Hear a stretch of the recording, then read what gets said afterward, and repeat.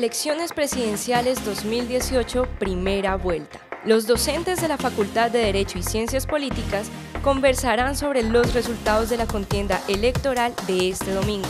Como panelistas, contaremos con la participación de Carlos Ruiz, politólogo y docente de tiempo completo del programa de Gobierno y Relaciones Internacionales, Carlos Rúa, abogado y docente de tiempo completo del programa de Derecho, y Liliana Castillo, abogada y también docente de tiempo completo del programa de Derecho.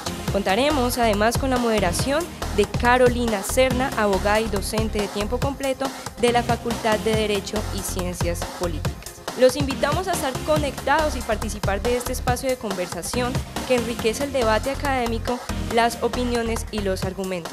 Bienvenidos. Hola, bienvenidos al conversatorio académico Análisis Presidencial 2018. Para ello contamos con los docentes de la Facultad de Derecho y Ciencias Políticas de la Universidad de San Buenaventura Cali, Carlos Ruiz, Carlos Rúa y Liliana Castillo. Quien les habla, Carolina Serna. Inicialmente, arranquemos con el análisis preliminar de lo que sucedió el día de ayer. Muchas gracias, Carolina. Muy buenas tardes para todos. Efectivamente, ayer ocurrieron varias cosas, algunas estaban anticipadas, otras fueron muy interesantes, muy curiosas. Lo primero, anticipado, pues, el triunfo de Duque. Digamos que las encuestas esta vez no se equivocaron, venían equivocándose los últimos 10 años y de alguna manera por primera vez lo que se vio en cuanto al paso a segunda vuelta es, en los resultados electorales corresponde a ese ejercicio, ¿no? A eso que mostraban de alguna manera las encuestas. Lo segundo, interesante, el crecimiento de Fajardo. En las últimas 2 semanas Fajardo tuvo un crecimiento que por un 2% escaso casi le quita el segundo lugar a Petro y casi garantiza su paso a segunda vuelta. Digamos que ahí hubo una alineación de diversas fuerzas que permitieron y un viraje estratégico en la campaña que permitieron ese paso. Tercero, nadie se esperaba un triunfo, una derrota, perdón, como la que la sufría por Vargas con sus maquinarias. Efectivamente se demuestra pues una vez más que las elecciones legislativas y las elecciones territoriales es una cosa, pero la elección presidencial es otra cosa. Digamos que en la elección presidencial se mueven ciertos sentimientos, se mueven otros vínculos, y más en un momento de polarización y sobre todo de posverdades que permiten esa polarización como la que estamos viviendo. Entonces, pues, efectivamente, más bien, fue estruendoso la derrota de Vargas, porque aunque las maquinarias pudieron haberse puesto a funcionar, no dieron los resultados esperados, como sí lo dieron en marzo pasado en las legislativas. Entonces, digamos que preliminarmente eso sería como un primer análisis, ¿no? Unas primeras coordenadas para la discusión. Entonces, el triunfo, de alguna manera, cantado de Duque y del uribismo. Entre otras cosas, pues eso lo que refleja es una postura del país que no ha podido superar la polarización que dejó el plebiscito del 2016. Otra, el surgimiento, o más bien la remontada que tuvo Fajardo, ¿sí? Que escasos 2% casi le permite pasar a segunda vuelta. Y tercero, la derrota estruendosa de las maquinarias políticas, sobre todo de Vargas, más que porque la maquinaria no se haya aceitado, tiene que ver con el hecho de que Vargas terminó representando toda la clase política tradicional, que es lo que efectivamente generó rechazo en la comunidad. Por ahora, preliminarmente, sería eso. Bueno, en buena medida comparto lo que acaba de decir acá el profesor Rúa. Para no repetir lo mismo, así a mí me gustaría agregar sobre pues 2 cosas. Una, sobre el tema de las maquinarias.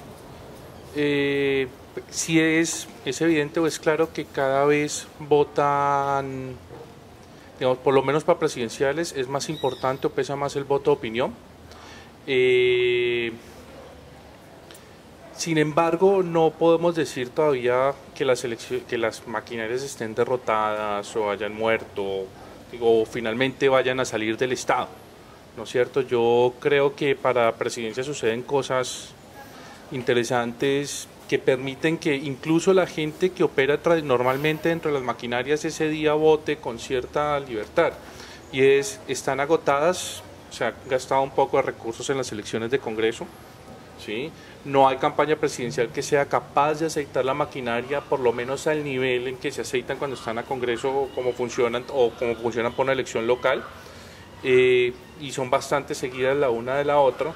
Entonces digamos que eso también puede tener un reflejo, o sea, sencillamente no se mueven con la misma intensidad que lo hicieron 2 meses antes.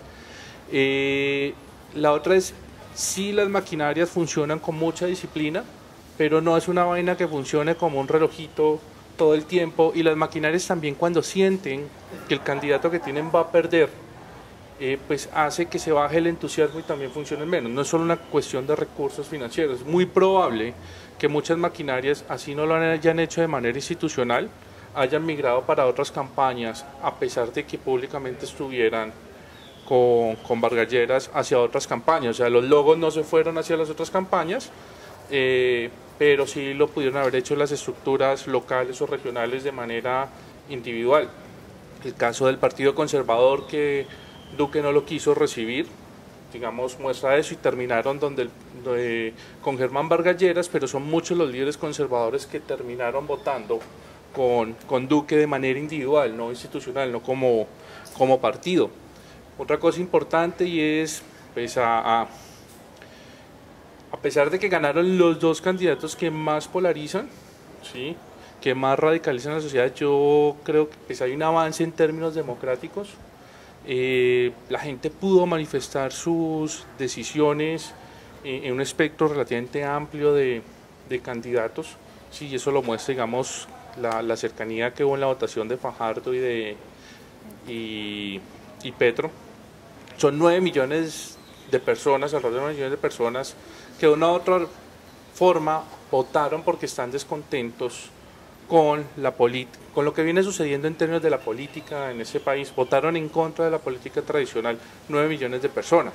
Ahora, eso me da para otro análisis. Esos 9 millones de personas no se pueden leer como un grupo, se me da la palabra, unido, o sea, como si fuera una vaina de cuerpo, como la opinión no se comportó así. La opinión es volátil, varía, pero además no necesariamente todos los que votaron con Fajardo piensen igual, compartan las mismas ideas.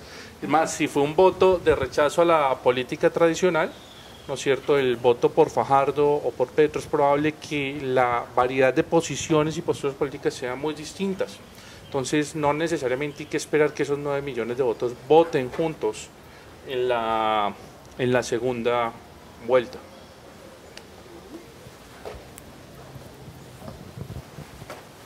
Pues en general me adhiero a casi todas las valoraciones que han hecho.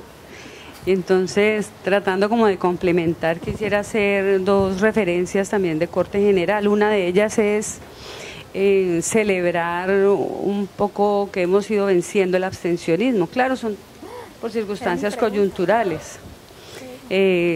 Seguramente el agotamiento de la política tradicional en general ha incidido afortunadamente para bajar el abstencionismo. Eso me parece de un análisis casi que no de candidatos ni de programa ni nada, sino un poco como de la sensibilidad ciudadana en Colombia. Bien sea con reflexión profunda o reflexión nivel 0, de profundidad muy escasa, sin embargo me parece muy interesante porque siento que mucha gente que no hablaba de los temas políticos necesariamente lo está haciendo. Eso tiene que ver, por supuesto, con las redes sociales, por supuesto tiene que ver con una especie de autonomización de los individuos, y eso me parece muy interesante. Ganas de escenario, ganas de participar. Entonces, además del abstencionismo, me parece que el mecanismo de primera y segunda vuelta también es muy interesante, porque si bien en la primera vuelta puede funcionar el tema de la polarización y todo esto que ha surgido, incluso polarización es muy curioso, porque uno se imagina 2 polos, pero a veces también el centro funciona como un polo. Todo eso es tremendamente interesante, pero lo que me parece más afortunado todavía es que nos da unos días entre vuelta y vuelta para hacer ejercicios de consensualización irremediable. O sea, la polarización de entre vuelta y vuelta ya no sirve, pienso, tal vez me estoy anticipando y ustedes me demostrarán lo contrario, pero yo creo que es un momento interesante para replantearse que lo que vamos a diseñar es una Colombia, y esa Colombia homogénea y plural es la que convoca diferentes polos para que lleguemos a un encuentro. Eso me parece realmente afortunado. Me parece un esfuerzo pedagógico, un esfuerzo pendiente todavía por hacer, pero pues parte de eso es estas charlas que podemos hacer los académicos desde nuestra orilla. En mi opinión, hemos vencido en gran parte del abstencionismo, un enemigo histórico, pero quiero preguntarles, ¿quiénes son los ganadores y perdedores de esta jornada? Doctor Rúa. Muchas gracias. Efectivamente, yo creo que ahí se ha generado una nueva masa crítica, sobre todo entre los jóvenes, a partir de la interacción directa con los candidatos, con las campañas a través de redes sociales, ¿sí? Cuando se empezó, se hablaba de la ola verde hace 8 años, pues realmente eran muchachos de colegio, no muchos eran mayores de edad, hoy en día son universitarios, son profesionales, y de alguna manera se ha generado una interacción directa que permite una relevancia del voto de opinión, sobre todo en materia de elecciones presidenciales. Y eso también no es solamente un fenómeno en Colombia, sino que es un fenómeno global que va permitiendo que vayan, en los últimos 2 años sobre todo, se vaya dando un fenómeno bien interesante, y es que algunos que se ven representados como outsiders de la política entren pues a ocupar espacios importantísimos a nivel electoral. Entonces habla, por ejemplo, de Macron, que en Francia, que fue un candidato joven, un candidato inicialmente como outsider de la política, un técnico que aunque había sido ministro, pues no era muy conocido en todas las líderes electorales, que aparece y gana. Se habla de Donald Trump, que en un muy sorpresivo triunfo, ¿sí? Venía por fuera de la política, venía de ser una estrella de reality, de ser un empresario exitoso. Y entonces en Colombia tenemos un tipo como Iván Duque, que desconocido para la gran mayoría, pero que hoy es la gran sorpresa y sin duda alguna, hay que decirlo, con 39% es el ganador. Ahora, que los votos no hayan sido directamente de él, que los votos hayan sido endosados por Álvaro Uribe Vélez, por las simpatías que puede generar Álvaro Uribe Vélez y lo que pudo haber hecho durante su gobierno, de todas maneras hay que abonarle a Duque que ciertas empatías que logró generar, lograron minimizar o menguar algunos temores de algunos sectores que terminaron acompañando esa propuesta, que no lo hubieran hecho si el candidato hubiera sido otro de un corte mucho más extremista, como por ejemplo Alejandro Ordóñez, qué sé yo. Entonces, de alguna manera, esos son ganadores, pero hay que entenderlo dentro de un fenómeno global que se viene presentando, donde las redes sociales han permitido que se vayan estos nuevos liderazgos generando y encantando a ciertos sectores de la población. Entonces Duque, con su juventud y todo lo demás, más el apoyo condicionado del uribismo, pues termina generando ese fenómeno. Lo mismo Petro. Petro no era nadie hace 8 meses, ¿sí? Y Petro viene en un crecimiento impresionante desde finales de enero hasta acá, que le permite pasar a segunda vuelta, cuando hace el año pasado nadie daba una ¿Intención de voto? Sí, no, la intención de voto estaba por debajo del 3% y nadie apostaba por él. Y de alguna manera, pues Petro también es un ganador. Fajardo lo tuvo casi que en un voto finish, lo vimos el día de la elección, en el preconteo, pero finalmente logra pasar ese objetivo, ¿no? Y entonces, perdedores, lo decíamos ahora, sin duda alguna, el gobierno Santos. El gobierno Santos, que tenía una apuesta por 2 candidatos, una apuesta con De la Calle, que fue su escudero en el proceso más importante, que fue el proceso de paz. Entonces todo el desprestigio del gobierno Santos se lo trasladaron a De la Calle, y el tema de Vargas Lleras, ¿no? Que también terminó representando lo peor de la política tradicional. Entonces, así él directamente no le encarne, la falta de encanto, la falta de ¿cómo decirlo?, de empatía de Vargas Lleras, terminó fenómenos como, hechos como el del Coscorrón, etcétera, termina generando un Vargas Lleras que es representante de la clase política tradicional, a la cual hay que achacarle todos los males de este país, y termina siendo castigado a las urnas. Doctora Liliana. Ay, no me han dicho que sí. No, me parece bien. Me parece bien la doctora Liliana. Sí, por supuesto. Qué respuesta tan chimbas.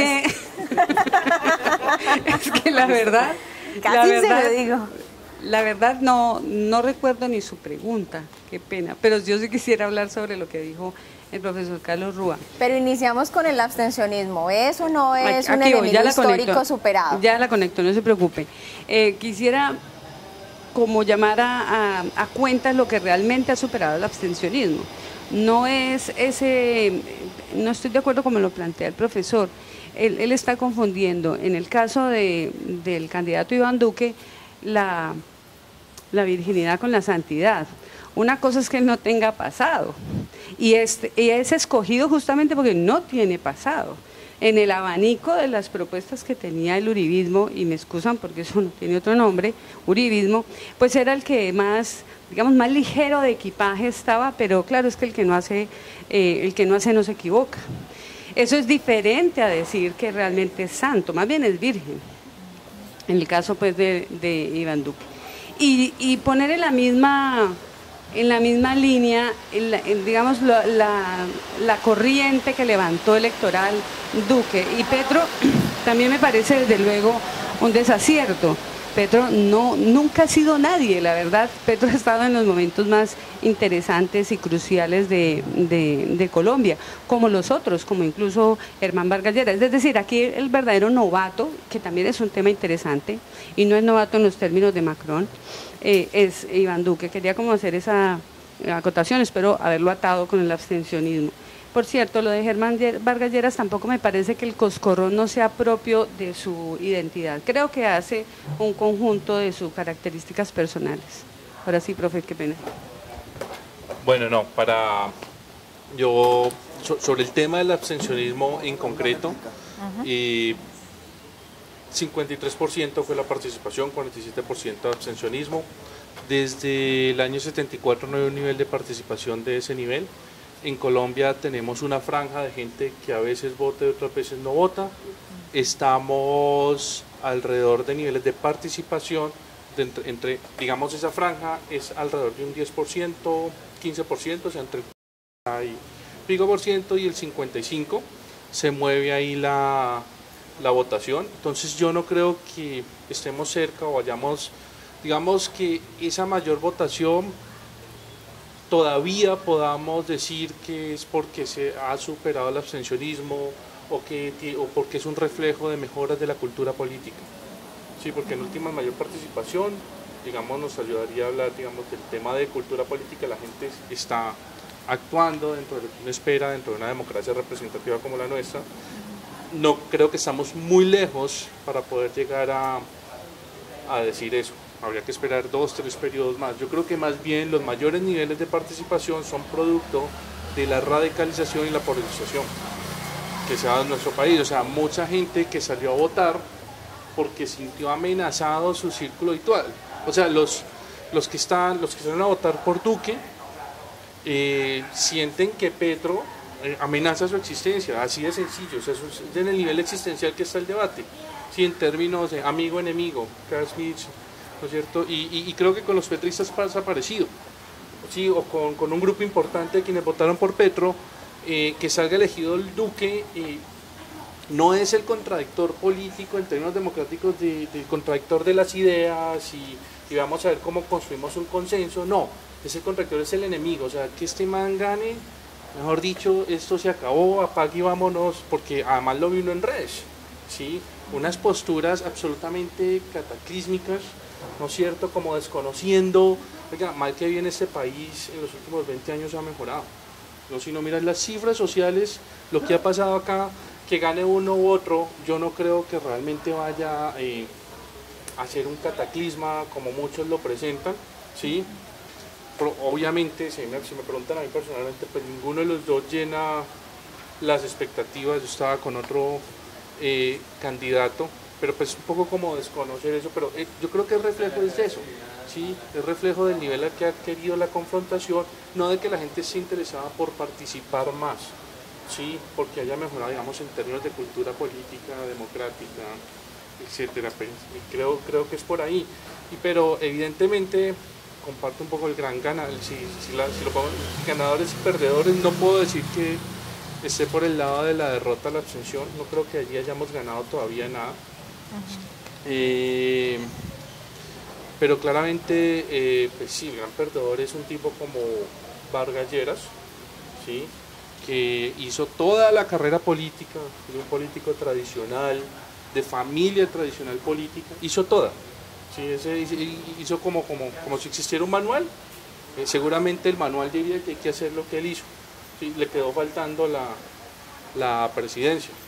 ¿Ya? Otro gran derrotado, ahí comparto lo que dijo el profesor Rúa, es el gobierno de Juan Manuel Santos. En ese sentido es muy probable que su contradictor sea el ganador.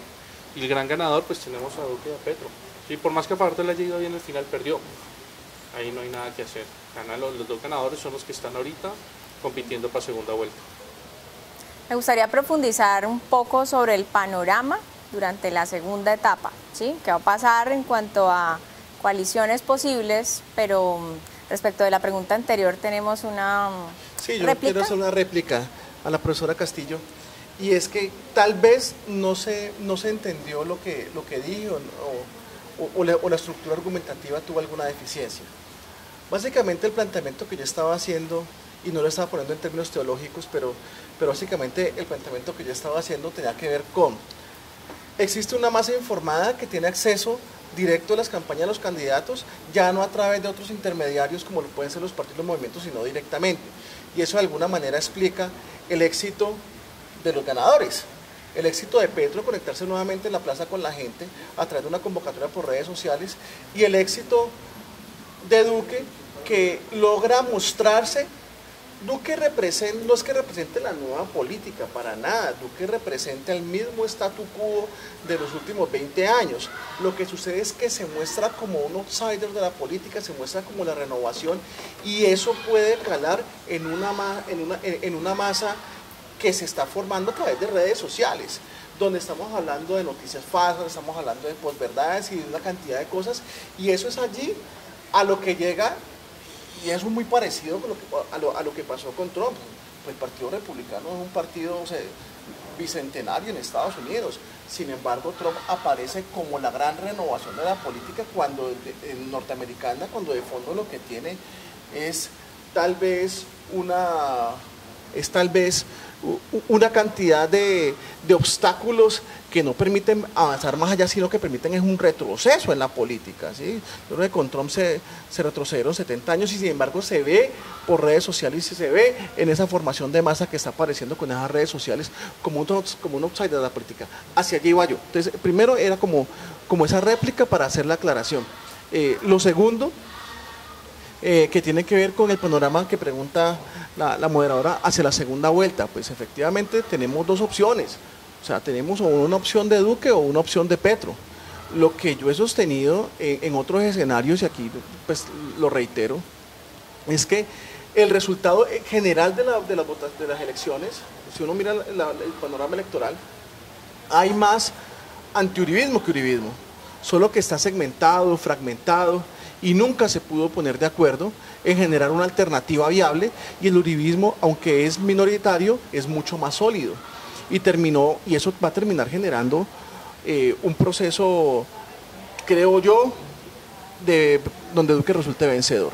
En el tema de Petro, desafortunadamente esa ha sido una campaña marcada por el miedo al castrochavismo, que es una entelequia inexistente, el miedo a volvernos Venezuela, unos miedos producto de la profunda ignorancia estructural que tenemos en la sociedad colombiana, y donde no sabemos diferenciar comunismo ni socialismo ni una cantidad de cosas, y entonces esos miedos son los que se van a hacer que un segmento muy importante de la votación que votó contra Uribe por otros candidatos ayer que no pasan a segunda vuelta, termine yéndose a Duque, votando por el menos peor y no por el candidato de mi preferencia.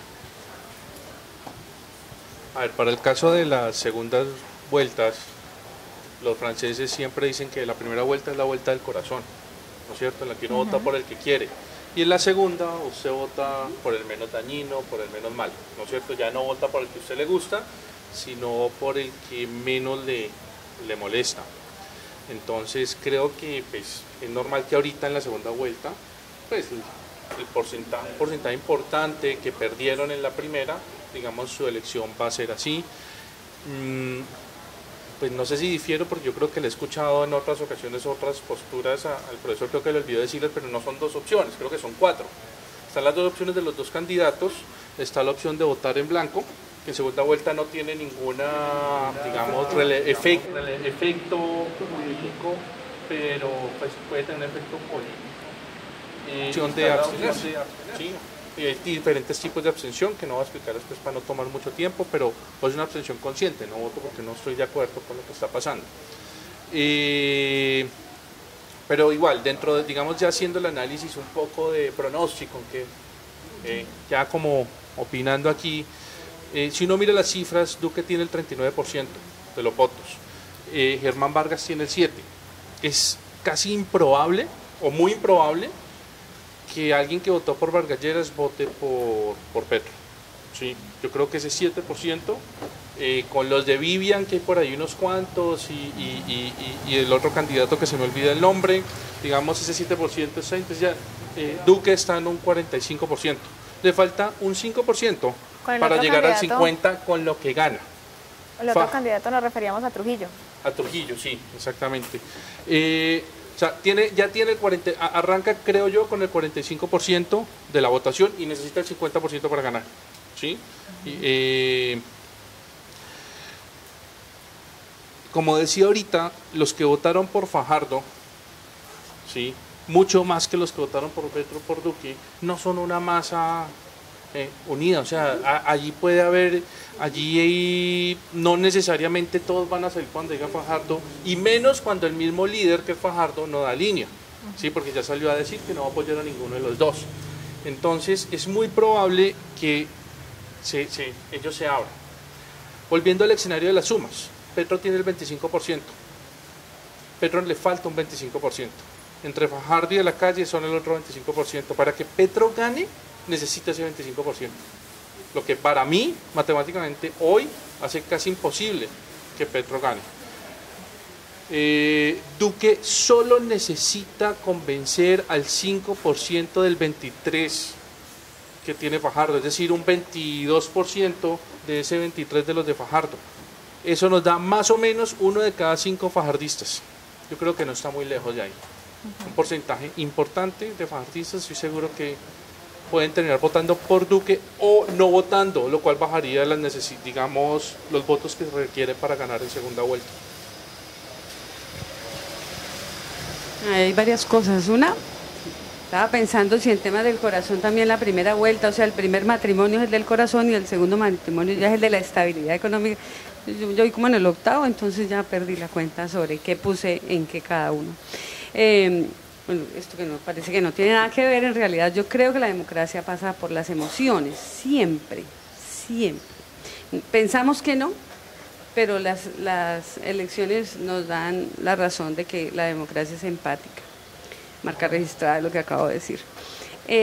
Pero me parece que el panorama es muy pragmático y al mismo tiempo simplista o reduccionista. Estamos de acuerdo, la gente que votó por Fajardo es que ni siquiera votó por Fajardo, que es algo que creo que no lo han determinado cuando hacen su análisis de que no es sí es un bloque que no es homogéneo, pero cuando hablan del caudal de votación hablan como si fuera de Fajardo. Yo realmente jamás hubiera votado por Fajardo, pero Robledo y López sí son unas figuras muy interesantes, estoy hablando desde mi intuición política. Además, como ustedes bien dijeron, muchos de los votos son por miedo, entonces a mí me da más miedo las incertidumbres de Fajardo que las certezas que pueda presentar un Petro y un Duque. Ese tema de la polarización, a veces es mejor saber qué ciclo económico, qué propuesta económica uno está enfrentando que la indeterminación. Entonces yo no sumaría ese 20 y tanto que el profesor sí con los números maneja tan perfectamente, yo no sumaría ese 20 y tanto tan folclóricamente, tan simplistamente, porque creo que si es voto de opinión, pues la gente va a volver a hacer una reflexión en estos 15 días donde se plantee varias cosas, y además el candidato Petro también tendrá que hacerse una reflexión sobre ese segmento que no logró seducir, que tal vez descuidó y que posiblemente solamente está orientado por el miedo. Por un lado, eso, quiero concluir ante este segmento que realmente estamos ante un falso dilema, porque yo realmente creo que aquí es simplemente uribismo y esa otra masa que se piensa Colombia, que repiensa la institucionalidad, y creo que ahí tenemos muchísimo más en común de lo que nosotros pensamos. Tal vez por este sistema de las redes y todo, que me parece absolutamente afortunado, yo he aprendido a enfriarme con eso. Creo que estos 15 días son para entonces poner como los dos posibles caminos, porque los otros dos que ustedes planteaban, ustedes mismos, dentro de su pragmatismo deberían anticipar que eso no nos lleva para ningún lado, más bien para una decisión de 4 años seguros de un retroceso de 200 años más. ¿Vas a replicar? Cortitica. Hasta que se habla. No, porque la profesora Liliana nos está hablando pues como desde la postura que tenemos cuando vamos a tomar la decisión del voto. Más o menos ese es el tipo de reflexiones que debería hacer cualquier elector, y los que están con Duque pues también seguramente lo volverán a hacer, pero pues, por lo menos es lo que normalmente he hecho, siempre miro las cifras, ¿sí? Llevo varios años haciéndola, y cuando me preguntan quién va a ganar, pues yo no voy a decir ahí quién quiero, sino después de mirar las cifras, ¿sí? Y es más, la profesora Eliana me está dando la razón en lo que estoy diciendo. Cuando ella dice que la gente va a sentarse a hacer la reflexión, es casi imposible que todos, después de hacer su reflexión, tomen la misma decisión.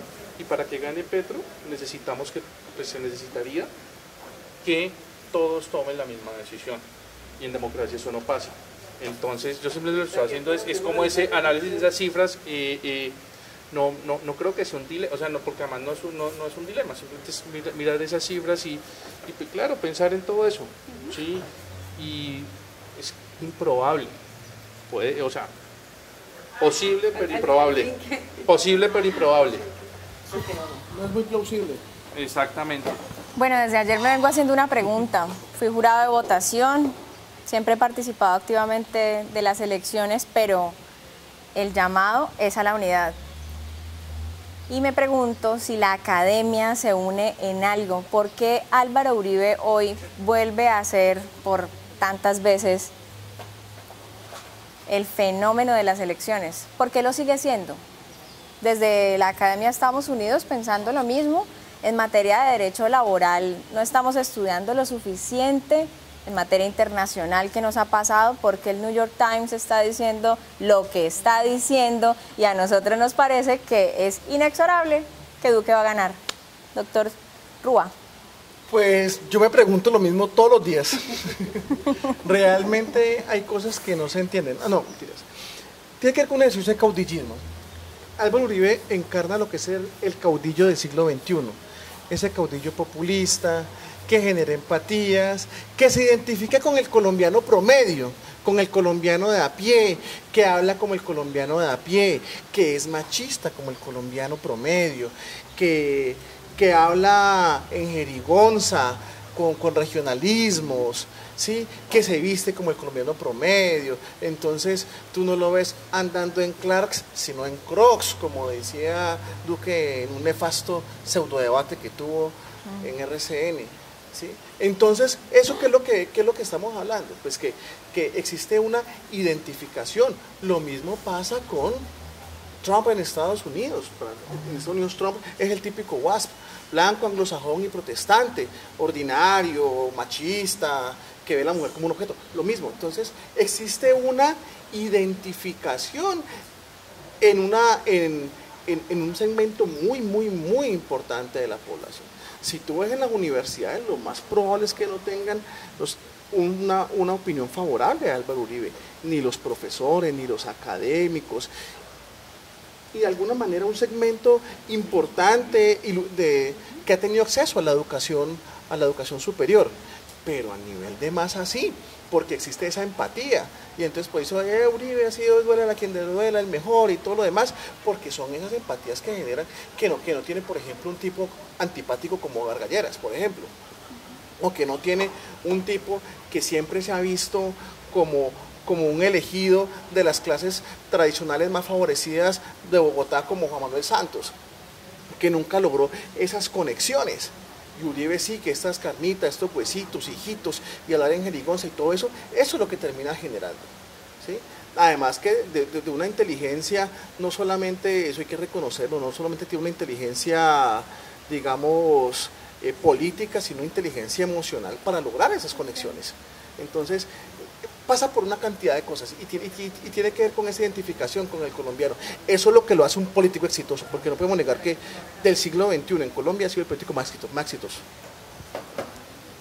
Es que Liliana nos dio la pista ahorita de por qué ese éxito, y es cuando nos decía que esto se trata de emociones, de pasión, ¿sí?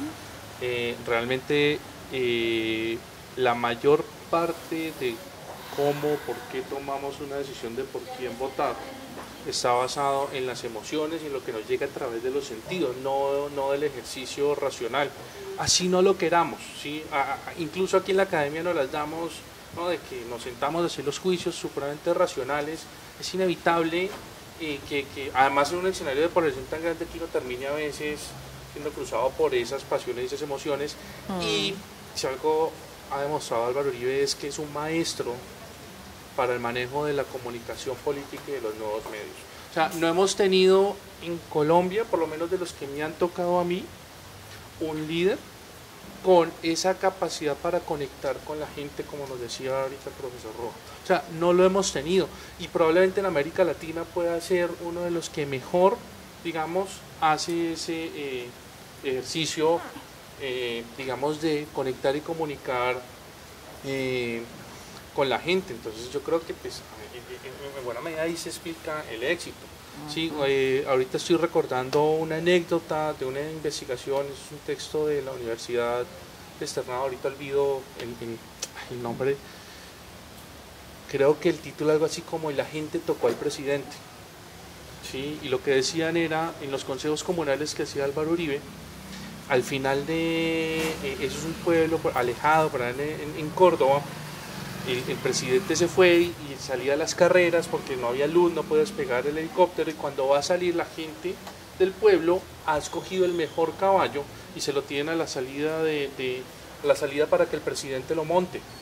Y el presidente se monta y todo el mundo es feliz al lado del caballo, y al final los investigadores le preguntan al alcalde: oiga, pero ¿y ustedes qué lograron con la visita del presidente acá? O sea, finalmente, después de este consejo comunal, ¿qué es lo que lograron? Y el alcalde muy racionalmente le dice: pues la verdad, nada que nos vaya a cambiar la realidad, pero pudimos tocar al presidente.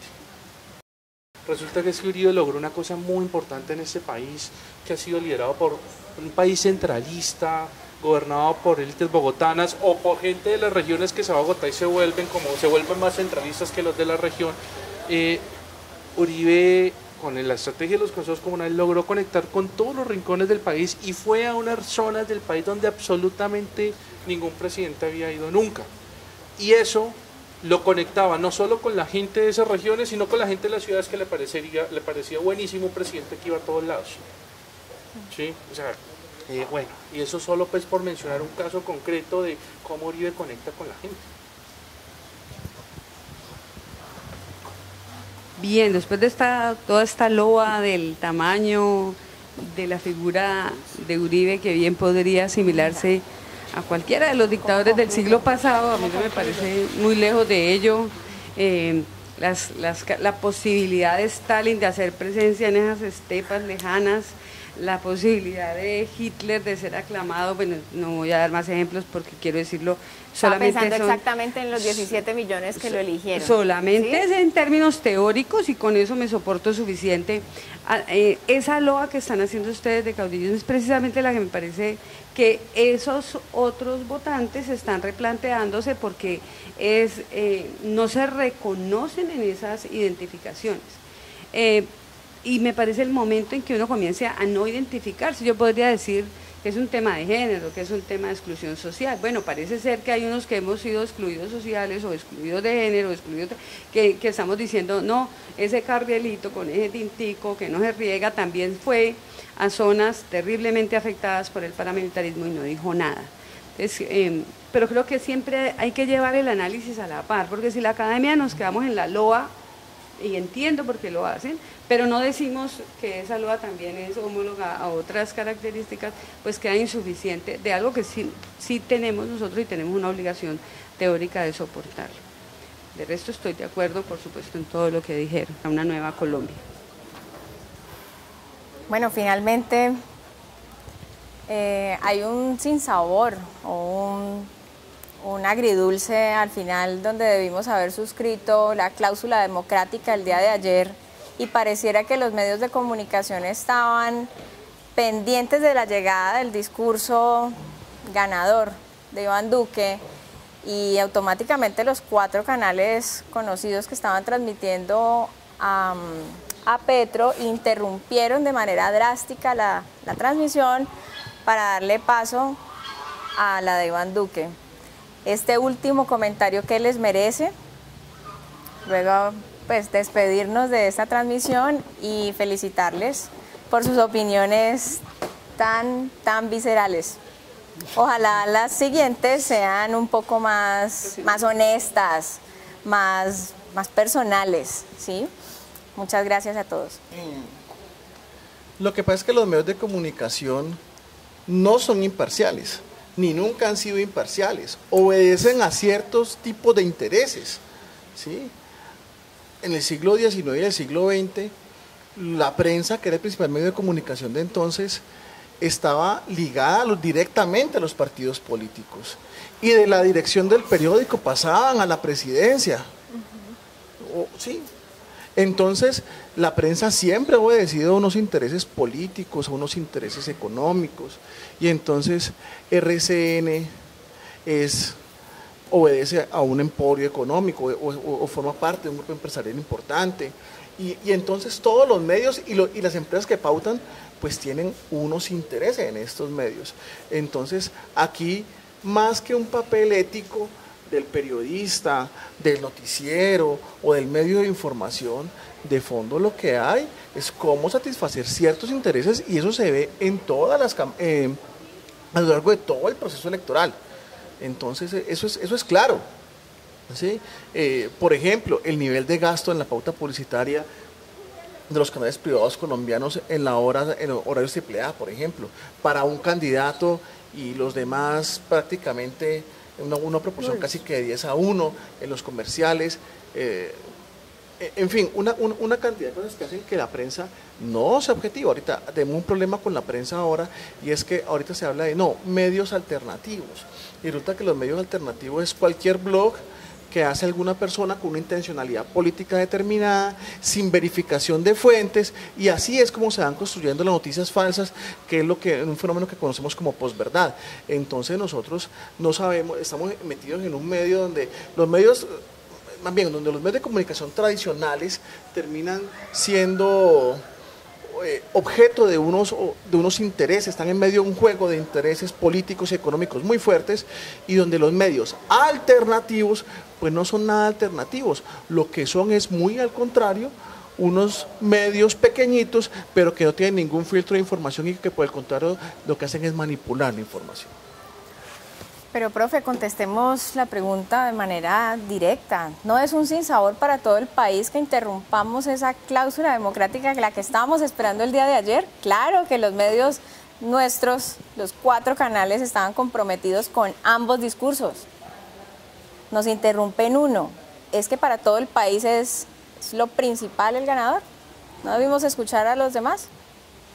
Pues yo supongo que en medio de una coyuntura y en medio de buscar la chiva, la gente quiere escuchar al ganador, o por lo menos es lo que anticipa el director del medio, y por eso da la orden. ¿Qué es más importante? Escuchar al que llegó de segundo o al que llegó de primero. ¿Qué es lo que quieren?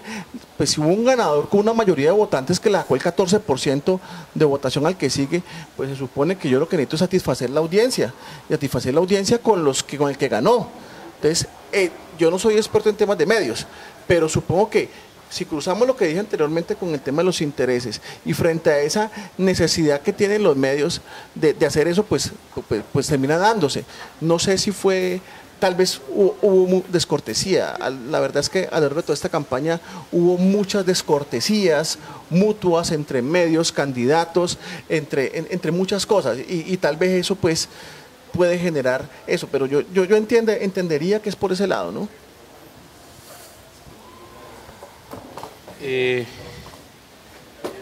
Yo, la verdad no sé, yo ayer no vi televisión, estaba supremamente bajo, o sea, no quería ni ver televisión ni nada después de la derrota de Sergio Fajardo. Entonces, ahí pues como para asumir algunas posiciones, ya que nos las estás pidiendo, pero no, es que no sabría que en este momento estoy tratando de comprender lo que pasó. No sé qué postura asumir. Ninguna de las dos opciones que quedaron me gustan, pero sí, los medios tienen posturas, pero también en una elección pues todo el mundo quiere escuchar al que ganó. O sea, a mí no me parece nada extraño.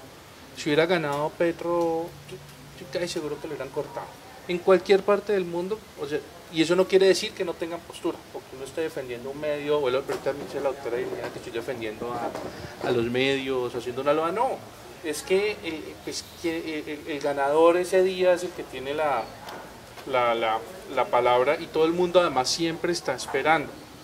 A mí no me extraña que, sabiendo eso, los de la otra campaña hubieran arrancado su discurso sabiendo que estaba, cuando estaba el de Petro, para interrumpirlo, pero pues simplemente hace parte del juego, digamos, de lo que se está jugando, conscientes de que todos quieren escuchar a quien ganó, y arrancan en un momento en el que interrumpen al que está de segundo. No sé si ha sido así, pero pues no me extrañaría, ni me parecería nada, digamos, fuera del otro mundo, ni tampoco me parece que se atente contra la democracia, ni nada que corten al que quedó de segundo para que hable el que va de primero. O sea, no sé qué podría haber ahí. O sea, es que todo el mundo está esperando eso. Antes de darle la palabra a doctora Liliana, usted que defiende un poquito más la Colombia humana, ¿sí? Yo esperaba, ¿sí?, que los profes me dijeran algo así como no pasó nada, ¿sí? Yo esperaba eso, precisamente porque no iban a ser los dolientes de ese discurso, porque es que ayer Petro no necesariamente perdió, va perdiendo, podría ser esa una lectura, ¿sí? Los que ganaron van a segunda vuelta. En este momento no hablamos de ganadores y perdedores, independiente de todo lo que ya dijimos, ¿sí? Recogiendo eso, los dos candidatos que van a segunda vuelta no merecían tener igual atención de los medios el día de ayer. Pues en principio a mí me parece una verdad como de bulto lo de los medios masivos de comunicación y los intereses. Aquí la única opción es justo lo que ha venido pasando, y es que las personas que no tienen acceso a los medios de producción y a los medios de comunicación se están comenzando a hablar entre ellos, y como justamente lo que estamos haciendo aquí. Confío más en eso porque por supuesto que pienso que todo está diseñado milimétricamente para invisibilizar no solo al candidato que perdió, a los candidatos que, perdón, gracias por corregirme anticipadamente, no solo a los candidatos con menor votación que el puntero, que hago un paréntesis aquí, en Colombia estamos tremendamente equivocados y pensamos que lo que hay es que ganar, apostar por el como si fuera una lotería. Para mí antes es sospechoso que mi candidato gane, porque yo tengo que ver es dónde están los reclamos de las comunidades. Entonces yo realmente creo que definitivamente y rotundamente sí, los medios masivos de comunicación no son inocentes, no es un tema técnico. Las capturas de los videos, la forma de presentar las noticias, eso ha sido ampliamente analizado, y yo invito a mis compañeros de panel que revisen. Los comunicadores sociales tienen unos trabajos muy interesantes al respecto. Ellos sí tienen detectado cómo funciona eso. Eso es como un relojito, más que el de la simple procesos electorales. Y por último, hacer un llamado a que esa movilización ciudadana de redes es la alternativa para una Colombia que hoy se está visibilizando, entre otras nosotros mismos. Yo no sé quien ha estado en RCN y Caracol de nosotros 4, pero sí que estamos en estos medios alternativos. Muchas gracias. Pues ya para terminar, es muy satisfactorio para la Facultad de Derecho, Gobierno y Relaciones Internacionales tener unos panelistas tan nutridos en el tema, quienes han defendido posturas bastante difíciles, precisamente por encontrarnos en este momento histórico tan importante. Los invitamos a que nos acompañen, sigan nuestras redes sociales y en otra oportunidad volvamos a hacer esta actividad. Muchas gracias. Muchas gracias.